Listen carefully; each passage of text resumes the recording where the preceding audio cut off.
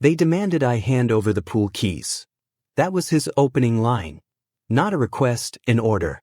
HOA Karen, whose real name was Karen Whitlock, stood a few feet behind her husband, Steve, a sergeant with the local police, her arms crossed and a smirk on her face. I looked from the badge on his uniform to her smug expression. "You really sent your husband to do your dirty work for you," I said. She didn't even blink. "You've ignored 4 formal notices," she stated, her voice cold.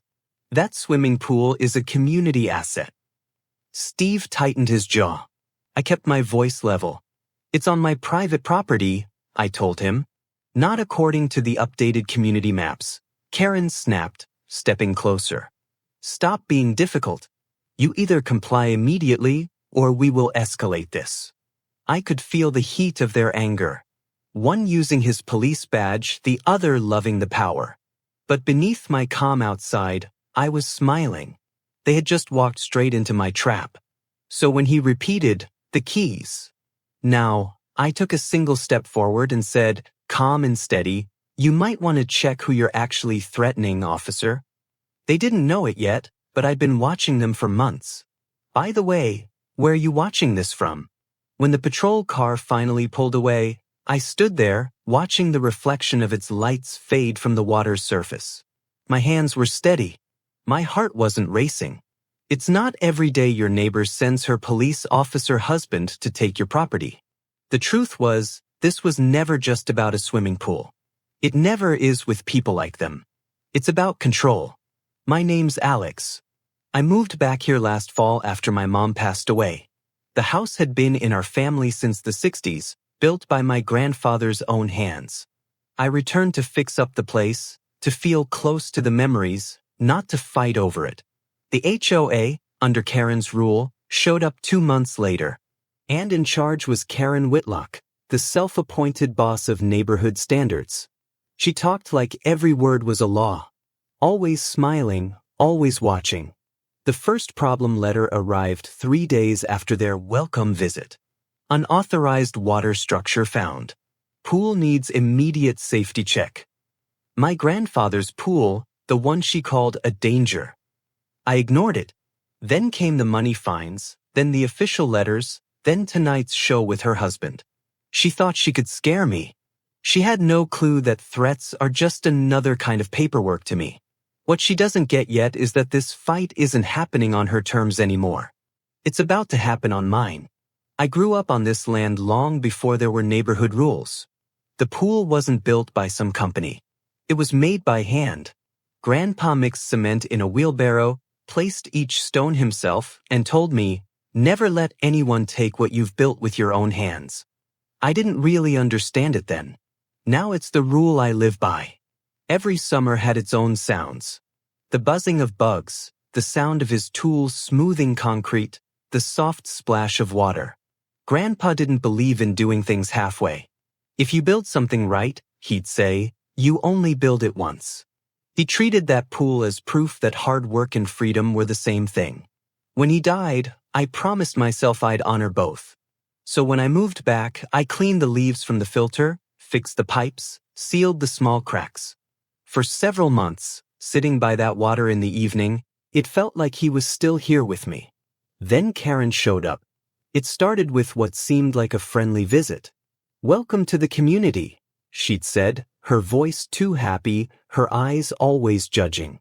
She wore a business suit, even on a Saturday, and handed me a shiny book of rules. I looked through it and gave a polite smile. She smiled bigger, as if she'd just put a leash on me. A week later, she confronted me at the monthly HOA meeting. The room smelled like old coffee and quiet fear.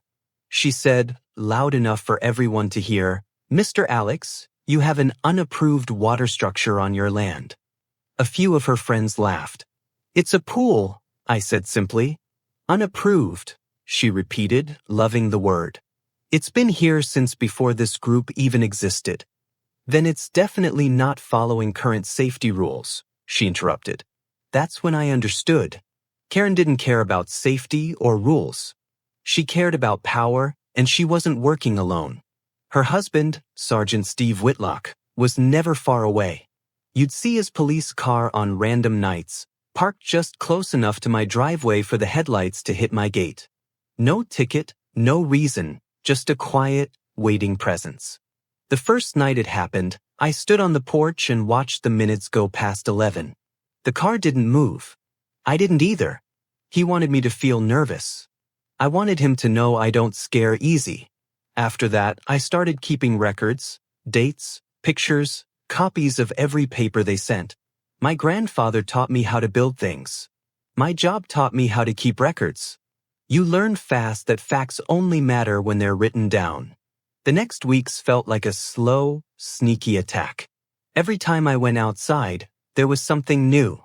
A bright orange problem notice stuck to my fence. A small drone buzzing over the pool. A neighbor taking pictures with his phone. Karen called it active community watching. I called it targeted bullying. One morning, I found her standing right at the edge of my property. She didn't even jump when I said, "You know that's trespassing, right?" She gave me that fake smile. "Just checking the rules. We can't have unapproved pools using the community's water." I almost laughed. The pool was filled from the same natural, underground spring my grandfather found 50 years ago. No community water pipe, no shared meter, just pure groundwater. That was the day I started looking deep into the HOA's own rule books.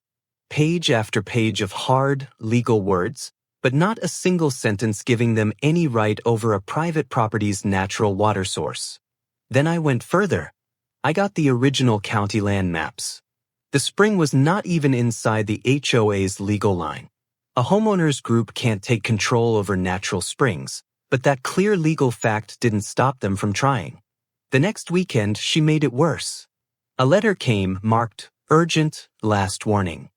Inside was a bill, a $3,000 fine for illegal use of community water. No meeting, no warning, just a money demand. I walked to her house that same afternoon. She was watering her roses. "Is this some kind of joke, Karen?" I asked, holding up the paper. "Rules are rules," she said. "You'll find the payment directions on the back." "I don't owe you anything," I told her. She stepped closer. "You think you're special because that pool was your grandfather's. You think the rules don't apply to you. Well, around here, we follow the set procedures." "Whose procedures?" I asked. "Mine," she answered without waiting a second.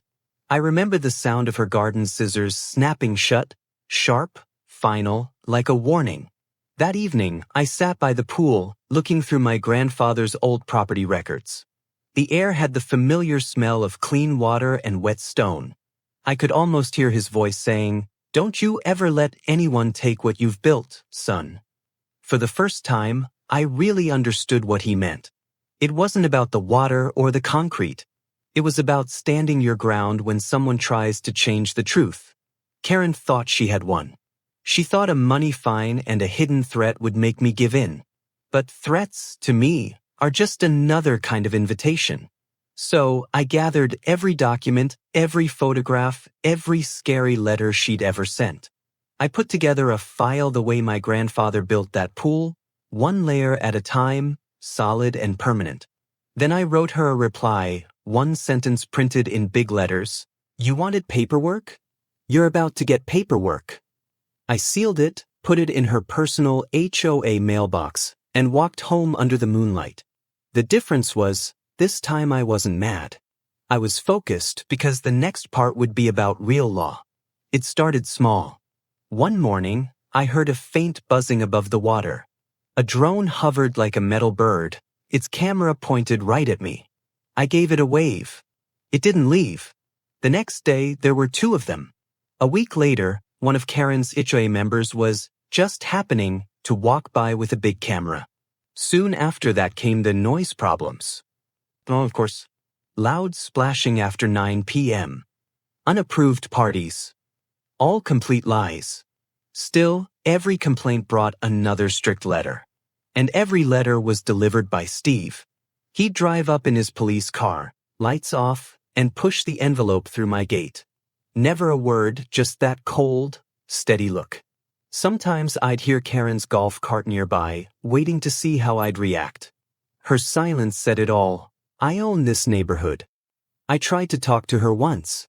I found her at the mailboxes. Karen, I said, can we please just be reasonable about this?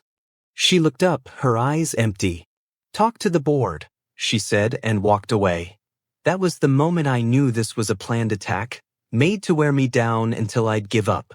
It had worked on other homeowners. One family had sold and moved after being constantly fined. Another was taken to court. Karen didn't enforce rules. She enforced fear. I stopped reacting completely. Instead, I became a watcher. When the drone showed up, I filmed it. When her husband delivered a letter, I wrote down the exact time and date. I started piling up true facts the way she piled up lies. Quietly. Patiently. Then one night, I stayed up late, reading the HOA's yearly money reports. That's when I found it. The Pool Care Fund. Thousands of dollars, but no company names, no receipts. Just a signature, Sargeant Whitlock. That's when something inside me changed. This wasn't just about control anymore. This was about crime. I closed the computer file and said out loud, "You have no idea who you're messing with." Outside, the pool's lights came on, shining across the stone edge my grandfather had laid. He built this place to last, and now, so would I. Once you start looking for crime, you can't unsee it. I talked with a neighbor who said she couldn't get into the community pool because her key card was turned off. Another said he bought a pass from Karen for cash. When I asked around, the stories matched. No receipts, just folded money. I went back to the money record. The line for visitor access had jumped from $2,000 to $15,000. No reason, but the meeting notes said all fees were collected by Leader Whitlock. She was stealing, and her husband was making it seem okay. That's when the last piece fell into place. Every envelope he delivered wasn't just bullying, it was protection. He was her muscle, dressed in government power. That's against the law. I decided it was time to collect real proof. I bought a small sound recorder. I clipped it to my shirt every time I left the house. When Steve came by, I recorded him. I added more cameras along the fence and one in my mailbox. Nothing fancy, just clear enough to catch faces. I wasn't looking for a fight. I was building a record that couldn't be broken. Then the visit stopped. For 10 days, nothing. Just a strange, heavy quiet. That kind of silence isn't peace. It's planning. The next HOA meeting was called Required. The clubhouse was full. Karen stood at the front. "We have received many reports of rule breaking," she said, looking at me. "Our community officers are allowed to enforce all rules at any time." That word, officers, hung in the air. I saw Steve in the back, still in uniform. The badge was a show of force. Everyone saw it. When the meeting was over, I walked past her. "You're not nearly as sneaky as you think you are." She flashed a fake smile. "You should think about selling, Alex. This is getting tiring." I walked out. On the way home, I thought about my grandfather's saying, "Never let anyone claim what you've built." I wasn't leaving. The days after felt heavier. My mail looked opened. My trash cans were knocked over. I found a pink violation note on my truck. I stopped reacting. Instead, I added each event to the record. Every notice, every knocked over can was photographed and timed. Anything I fixed, they found a new way to use against me. Karen called it rule management. I called it planned bullying. But the most saddening part was how everyone else acted like it was normal. You could see the fear in their eyes. Nobody wanted to be her next target. The HOA had become her personal kingdom, and her husband was the guard. One night, I saw the police car parked by my driveway. I walked out with my phone recording and stood there. He didn't move. 10 minutes passed. Then he drove away slowly. The security video showed he wasn't watching the street. He was staring at the pool. That was the first time I felt my anger turn into something else. Not rage. Determination. I started keeping a formal record book. I got public pay records and compared the nights he parked outside with his work schedule. Half of them didn't match. He wasn't working during these visits. He was using his uniform to bother me off the clock. That's an abuse of power. I almost gave up. One night, I looked at house listings online. But then I looked at the pool and heard my grandfather's voice. You only lose what you're willing to hand over. I wasn't made to run. The last push came through paperwork. A thick envelope was taped to my door. Urgent legal action. Inside was a stop and don't do order. She was claiming my pool as community property, using photos of my own backyard as proof. The signature was her husband's as acting community enforcement helper. A fake job. Bullying in legal paper. I laughed a cold laugh. I looked at the pool and my will became solid. I called the HOA office. No answer. The county said the HOA had filed no official problems. It was a fake legal threat. She was bluffing, backed by her husband's badge. That night, I opened all my files. Drone video, letters, meeting notes, photos of Steve's car. I organized everything into folders. Proof, pattern, crime. The case was writing itself. The next day, she showed up without warning. I trust you got the notice, she said, arms crossed. Not following will make this go to its last step. I looked at her. Karen, you've made it worse enough. She tilted her head. Then we understand each other. I nodded, perfectly calm. She drove off, smug, believing she'd won. But she had made it personal. I spent the day sorting the last papers into a pile labeled HOA stealing and abuse of power. I sealed her fake order in a plastic bag. By sunset, the pool lights shone on the binder in my hands. I thought of my grandfather, builders always win in the long run. I closed the binder and whispered, you wanted paperwork, Karen. You're about to get the government kind. The next morning, I went to the county records office. I asked for the old land and water rights documents. I found our property line stretching past the HOA's edge. And a tiny note, Government Water Protection Area, Thorn Water Source. My grandfather's name. Our land. The spring was under a government protection from 1972. No HOA had any power over it. I had unbreakable power. I called an old contact, Miller, who worked in government watching. I sent him a summary and the key papers. A day later, he called back. This looks bad. We'll do a first look. I began building quiet friendships. The HOA money person, Linda, was falling apart. Do you ever wonder where the pool care fund money goes? I asked her. Every night, she admitted. She gave me printed bills for pool cleaning from companies closed for years. Fake businesses, real money. My next friend was Tom Willis, a retired city planner. When I showed him the maps, he whistled. That's not just illegal. That's really dumb. Tom helped me double-check everything. He found Karen's official map was computer changed, extending the HOA's control illegally. We found a pattern. Fake bills, high costs, payments to fake companies. Checks signed by Steve and Karen. They were stealing HOA money. I added every new piece of proof. The papers filled 2 big binders. People noticed my quiet. Karen noticed too. It scared her. Flyers appeared on mailboxes. Rule-breaking resident. The blurry photo of my house. Pure fear-making. I laughed. She was slipping. Steve came by out of uniform. Drop these crazy claims, he said. It makes you look paranoid. I'm writing down facts, I said. He smirked and left. But I saw a gold ring on his finger with the letters SW. I took a picture. It matched a fake company, Silver Water Services. He was an owner. I sent everything to Miller. His email said, wait, you're sitting on serious level crime. I felt close to peace. But Karen felt the ground moving.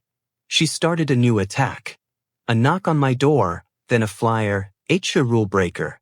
Dangerous owner. Public shaming. Then handwritten threats in my mailbox. Leave while you can. I photographed and sealed each one. Miller emailed, we found big mismatches. Keep collecting. I looked into the HOA's pool insurance. The company had been closed for years. The insurance was fake. Homeowners were paying for nothing. Karen was pocketing the money. I sent the proof to Miller and Linda. She replied, this is how she's been paying for her new car. That night, Karen drove by slowly. I waved from my porch. She didn't wave back. I saw fear in her eyes. She went door to door, lying about me, trying to turn the neighborhood against me. But her real investigation was already underway. The meeting they called was their last move. They thought it would be my public shaming. Instead, it became their end. But that's a story for another time. For now, remember this. Bullies need your silence. They count on your fear. The Whitlocks learned that the hard way. And if you're facing your own version, I hope my story gives you courage. Because sometimes, the quietest person in the room is the most dangerous. And sometimes, the best protection is a well-written attack. What's your HOA story? Let me know in the comments. And if you want more stories about standing up to bullies, like this video and subscribe to Winds of Thought.